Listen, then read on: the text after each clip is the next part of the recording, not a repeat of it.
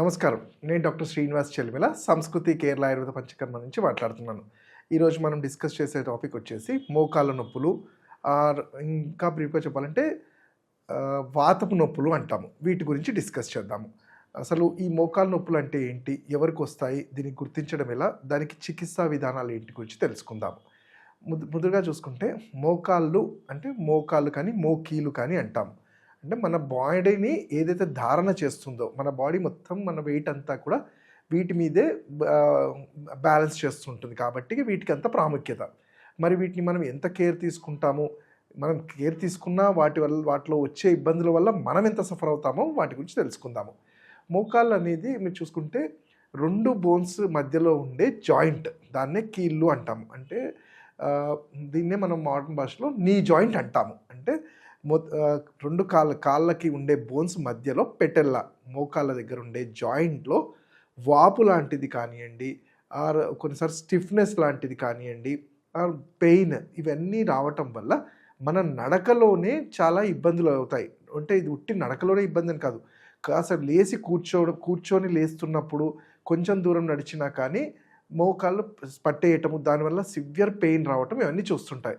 అంటే దీన్ని గుర్తించడం ఎలా అంటే, ఫస్ట్ థింగ్ మనం రోజువారీ చేసే యాక్టివిటీస్లోనే మనకి ఇబ్బందులు గురైనప్పుడు, అంటే కొంచెం దూరం వెళ్ళినా అమ్మో నాతో అవ్వట్లేదు, నాకు పెయిన్ వచ్చేస్తుంది అనడము, లేదంటే మార్నింగ్ లేస్తూనే పిక్కలు కానివ్వండి ఇవన్నీ మోకాళ్ళు స్టిఫ్ అయిపోవడము, అట్లానే మనం కంటితో చూసినప్పుడు కూడా వాపు లాంటిది ఉంటుంది, కాళ్ళ కింద కూడా ఉంటుంది, అలానే మోకాళ్ళలో కూడా వాపు ఉంటుంది.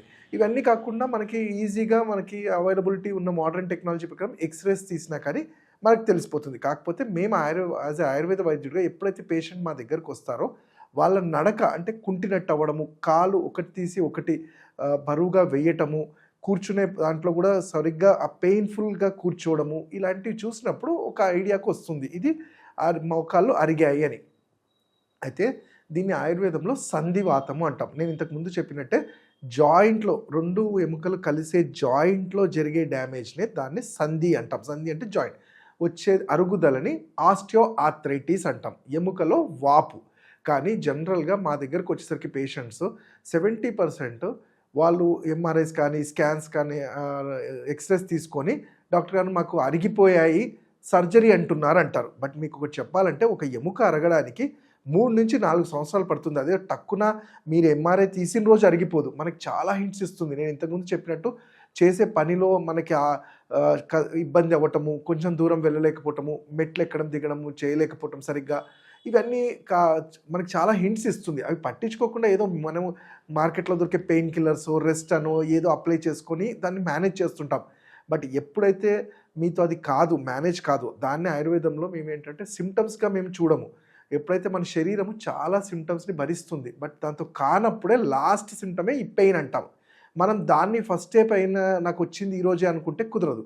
అయితే ఇక్కడ మనం చూసినప్పుడు సరే మరి అరిగాయి, సర్జరీకి వెళ్ళాలి అంటే జనరల్గా అరిగిపోయిన మోకాలు అన్నిటికీ సర్జరీ ఒకటి సొల్యూషన్ కాదు. ఎందుకంటే సర్జరీ యాజ్ ఆయుర్వేద వైద్యుడిగా మేము కూడా ఎప్పుడూ అడ్వైస్ చేస్తాము. ఇంకా ఏ మందులు, ఔషధాలు, ట్రీట్మెంట్స్ పని చేయనప్పుడు పేషెంట్కి దానివల్ల కాంప్లికేషన్స్ ఏమైనా అరైజ్ అయ్యి లైఫ్ స్టైల్లో చేంజెస్ జరుగుతాయి అనుకున్నప్పుడు ఇంకా లాస్ట్ ఆప్షన్గా సర్జరీ అంటాం. అంతేకాని ప్రతి అరిగిపోయిన మోకాలికి ఆపరేషన్ చేసేసుకుంటూ వెళ్తే తర్వాత లైఫ్ స్టైల్ అనేది చాలా చేంజెస్ జరుగుతుంటాయి.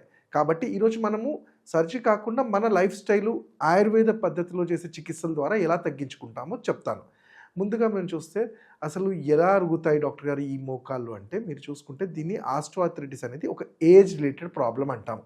జనరల్గా 45-50 ఇయర్స్ అయిన తర్వాత వియర్ అండ్ టియర్ అంటాం. మనము చాలా చిన్న ఏజ్లో ఉన్నప్పుడు బాడీ ఇమ్యూనిటీ బాగుంటుంది, కండరాలు బాగుంటాయి, సో వాటి వల్ల మనం ఎటువంటి యాక్టివిటీస్ చేసినా దానికి ఇబ్బంది ఉండదు. బట్ యాజ్ ఏ ఏజింగ్ అవుతున్న 45-50 జనరల్గా ఈ మిడిల్ ఏజ్లో ఏంటంటే మన శరీరంలో అబ్జార్ప్షన్ కూడా తగ్గుతుంది. అంటే మినరల్స్, విటమిన్స్ ఇలాంటి పోషకాహారాలు ఫుడ్ల ద్వారా కూడా మనకు ఒకసారి రీచ్ అవ్వదు. ఎందుకంటే ఈ మిడిల్ ఏజ్లో చాలా హెక్టిక్ లైఫ్ స్టైల్ ఉంటుంది.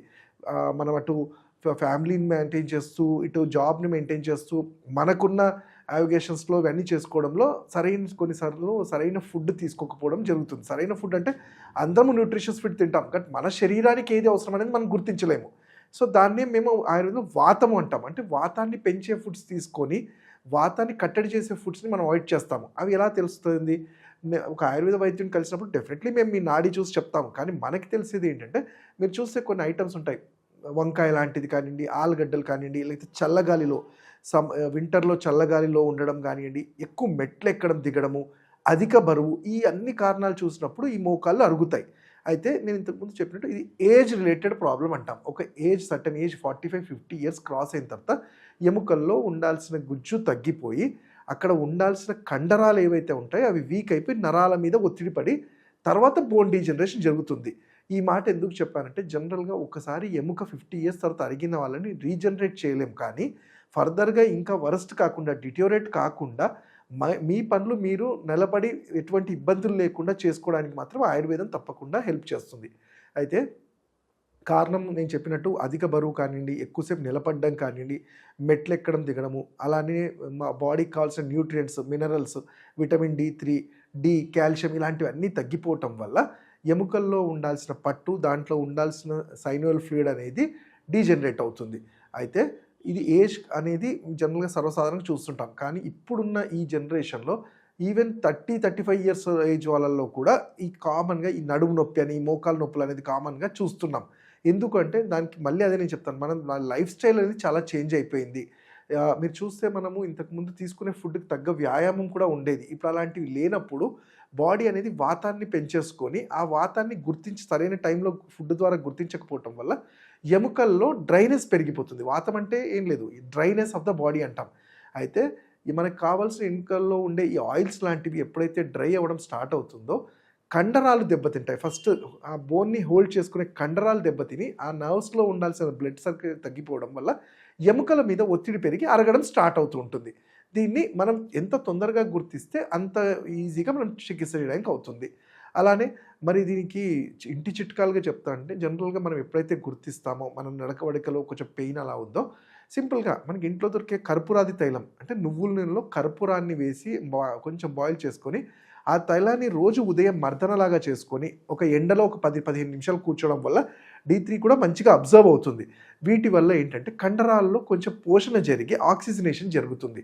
అలానే చక్కటి ఔషధాలైన లాక్షాది గుగ్గులు, యోగరాజ గుగ్గులు, మీ శరీర తత్వాన్ని బట్టి ఆయుర్వేద వైద్యుడిగా ఇదేమీ మెడిసిన్‌గా కాదు, వాతాన్ని కట్టడి చేయడంలో, అలానే జరిగే వాపుల్ని తగ్గించడంలో కూడా హెల్ప్ అవుతుంది. అయితే డాక్టర్ ఇవన్నీ చేసినా కానీ అరిగాయి అంటున్నారు, ఇప్పుడు ఏం చేయాలి అన్నప్పుడు ఆయుర్వేదంలో దీనికి చక్కటి పరిష్కారమే జానుబస్తి అంటాం. అంటే కొన్ని స్పెసిఫిక్ ఆయిల్స్‌ని మీ మోకాలు చుట్టూ ఆయిల్స్ లాగా దారలాగా వేయటము, దాంతో కొన్ని పొట్లీలు ఉంటాయి, అవి అప్లై చేయటం వల్ల కండరాలలో కావలసినంత పోషణ జరిగి ఈ ఫర్దర్‌గా వరస్ట్ అవ్వకుండా, ఇంకా డిటోరేట్ అవ్వకుండా మనం హెల్ప్ చేసిన వాళ్ళం అవుతాం. క్వాలిటీ ఆఫ్ లైఫ్ పెంచిన వాళ్ళం అవుతాం. అంటే మనం చూసేది ఏంటి, 50, 60 ఇయర్స్ ఉరకడం ఇంపార్టెంట్ కాదు, నిలబడి మన పనులు మనం చేసుకోగలమా, ఏది ఇబ్బందులు లేకుండా అనేది చాలా ఇంపార్టెంట్. సో అలాంటప్పుడు ఈ ట్రీట్మెంట్స్ అన్ని అడ్వైస్ చేస్తాము.